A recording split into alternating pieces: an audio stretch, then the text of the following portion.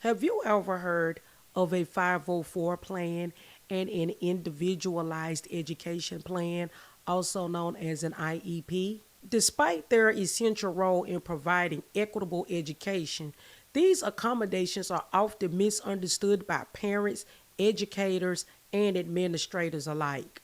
In this video, we are going to be addressing myths that are typically associated with these two support programs, and we're going to be using evidence-based information in order to do this.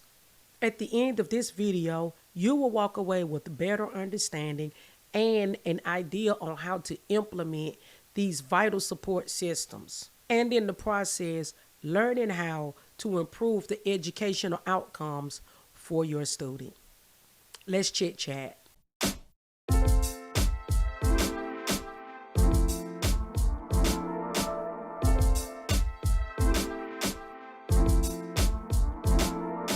Before we get started on the discussion of 504 and IEP programs, the first thing that I am going to ask of my community is that we put aside everything that we have possibly heard in a negative light about 504s and IEPs.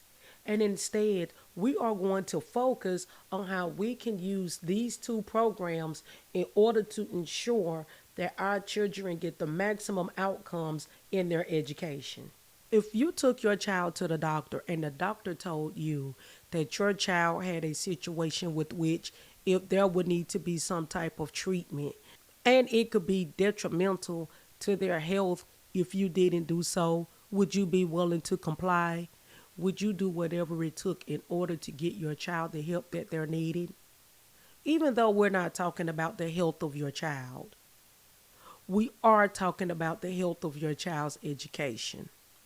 And if your child is in need of something, it is in our best interest to provide them with whatever it is that they're needing so that they are going to be in a position to pursue their education and get what they need in spite of the issues or challenges that they may be facing that will put a hindrance on their ability to do so. And therefore, today we are going to be discussing how you can do what so many parents across the nation do on a regular basis without hesitation in order to ensure that their child gets what's best for them.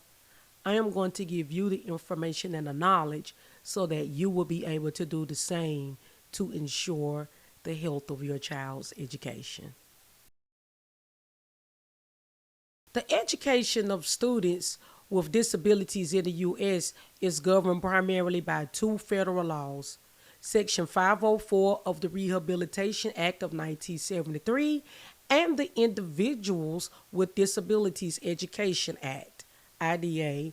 These laws have established 504 plans and IEPs as formal documents that outline necessary accommodations, modifications, and services for qualifying students.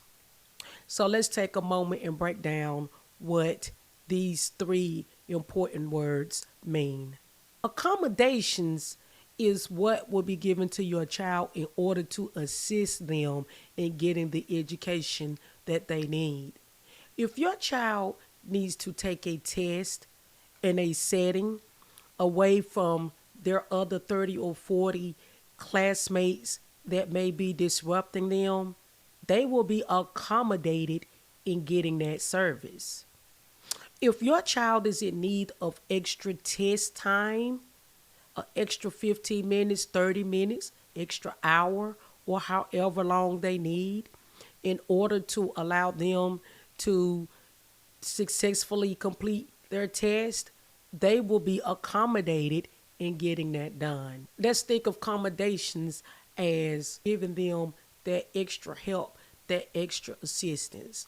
Who among us has an issue with getting accommodations to help us to be the best that we can be? The next word, modifications. Modifications is another word for we are going to take this lesson and we're going to break it down in a different way so that the child can get a better understanding of it and help them to be successful in passing this course. Despite their long-standing existence and clear legal framework, misconceptions about these educational tools persist, potentially hindering their effective implementation and limiting student access to appropriate educational supports. Because these services typically because these services typically come with negative connotations and people think negative about them, people typically resist the opportunity to get these services for their children. And in the process of doing so, limit their students' access to educational supports. The first myth concerning 504 plans and IEPs is that they are basically the same thing. A common misconception is that 504 plans and IEPs are interchangeable documents that serve identical purposes. Many believe that the choice between them is arbitrary or based solely on administrative preference. But the reality is, while both 504 plans and IEPs provide accommodations for students with disabilities, there is a difference in their legal foundations, eligibility criteria, scope, and procedural requirements. IEPs are governed by the Individuals with Disabilities Education Act, while 504 plans operate under Section 504 of the Rehabilitation Act of 1973, which is a civil rights law. IEPs require that a student has one of 13 specific disability categories defined under IDEA and that the disability adversely affects educational performance. 504 plans have broader eligibility criteria, covering any physical or mental impairment that substantially limits one or more major life activities. IEPs are more comprehensive, including specialized instruction, related services, annual goals, and progress monitoring. 504 plans typically focus on accommodations and modifications within the general education setting. IEPs involve more extensive procedural safeguards, including detailed evaluation requirements, mandatory team meetings, and due process procedures. 504 plans generally have fewer procedural requirements. Understand the difference between these two is crucial for determining which framework is most appropriate for meeting an individual student's needs. Myth number 2.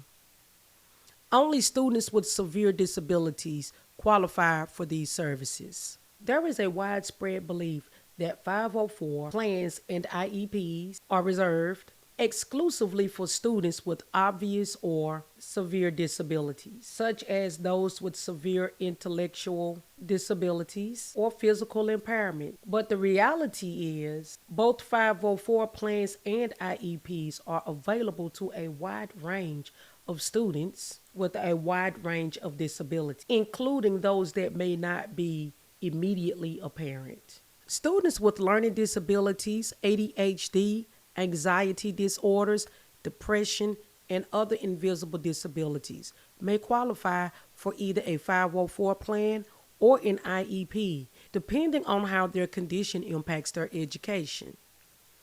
Under Section 504, any student with a physical or mental impairment that substantially limits a major life activity, such as learning, concentrating, or thinking, may qualify.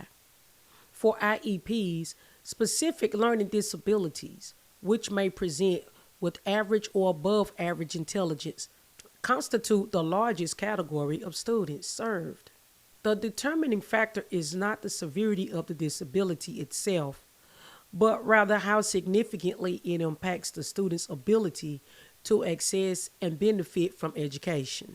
This broader understanding of eligibility helps ensure that all students who need accommodations can receive appropriate support. Myth number 3. Accommodations give students an unfair advantage. Some believe that providing students with accommodation through 504 plans and IEPs gives students an unfair advantage or it waters down the academic standards. Accommodations are designed to provide equal access, not advantages. The purpose of accommodations is to level the playing field by removing barriers created by disabilities, allowing students to demonstrate their true abilities and knowledge. Research indicates that appropriate accommodations do not compromise academic integrity or standards. Rather, they allow students with disabilities to be assessed on their actual knowledge and skills rather than on the impact of their disability. Without accommodations, students with disabilities often face systemic disadvantages that prevent them from accessing the curriculum or demonstrating their knowledge effectively. Accommodations typically address the process of learning or assessment rather than changing the content itself or lowering expectations. Understanding accommodations as tools for equity rather than advantage is essential for fostering inclusive educational environments. Myth number 4. 504 plans and IEPs rarely need modification. There is a tendency to view these documents as permanent. There is a tendency to view these documents as static or permanent, with revisions occurring only during mandatory annual reviews or when major problems arise. Both 504 plans and IEPs should be living documents that evolve with the students' changing needs. Students' needs naturally change as they develop, advance through grade levels, and face different educational demands. Effective plans should be regularly monitored and adjusted based on the student's response to interventions and accommodations. Both frameworks allow for revisions at any time, not just during annual reviews, but when data indicates that changes are needed. Best practice involves ongoing assessment of the effectiveness of accommodations and services, with adjustments made proactively rather than reactively. Regular monitoring and willingness to revise these documents are essential components of other successful implementation. Myth number 5. 504 plans and IEPs are simply bureaucratic requirements. Some view these documents as merely fulfilling legal obligations or paperwork requirements rather than serving as meaningful tools for student support. When properly developed and implemented, 504 plans and IEPs serve as powerful educational tools. They provide a structured framework for identifying and addressing individual student needs based on evidence and data. They foster collaboration among educators, specialists, parents, and students, creating a team approach to education. They establish accountability for the provision of necessary supports and services. They create continuity of support across grade levels, teachers, and even schools. When used effectively, they can significantly improve educational outcomes, including academic achievement, graduation rates, and post secondary success. Viewing these documents as integral components of educational planning rather than administrative burdens leads to more meaningful implementation and better student outcomes. Myth number 6. Many believe that schools will automatically identify students who need special education services or accommodation. While schools have a legal obligation to identify students with disabilities, the reality is more complex. Many disabilities, particularly learning disabilities, ADHD, and emotional behavioral disorders, go unrecognized without parental advocacy or specific evaluation requests. Schools vary significantly in their assessment practices, resources, and interpretation of eligibility criteria. Students who are performing at grade level but are significantly underachieving relative to their potential may not be flagged by typical screening processes. Cultural, linguistic, as socioeconomic factors can influence identification rates, leading to disproportionate representation in special education. Parents and guardians play a crucial role in advocating for appropriate evaluation and services, and they have the legal right to request evaluations if they suspect their child has a disability affecting their education. Myth number 7: 504 plans and IEPs guarantee academic success. Some believe that merely having a 504 plan or IEP in place automatically ensures improved academic performance or graduation. These plans are tools that, while valuable, require proper implementation and support to be effective. The quality of implementation varies widely across schools and individual teachers. The appropriateness of the selected accommodations and services to the student's specific needs significantly impacts effectiveness. Student engagement, family support, and consistent implementation across educational settings all influence outcomes. Regular monitoring and adjustment based on progress data are essential for ensuring that the plans contribute to meaningful educational benefit. These documents provide a framework for support, but do not replace the need for quality instruction, appropriate interventions, and collaborative efforts among all stakeholders. Understanding that these plans are necessary but not sufficient conditions for success helps maintain realistic expectations and encourages ongoing advocacy and involvement. Myth number 8: 504 plans and IEPs end after high school. Many believe that accommodations and protections automatically terminate once a student graduates from high school. While IDEA services do end with high school graduation or age 21, disability accommodations continue in different forms. Section 504 protections continue into college and the workplace, though the specific implementation differs significantly from K-12 education. In higher education, students must disclose their disability and provide appropriate documentation to the institution's Disability Services Office to receive accommodations. The Americans with Disabilities Act provides additional protections in higher education and employment settings.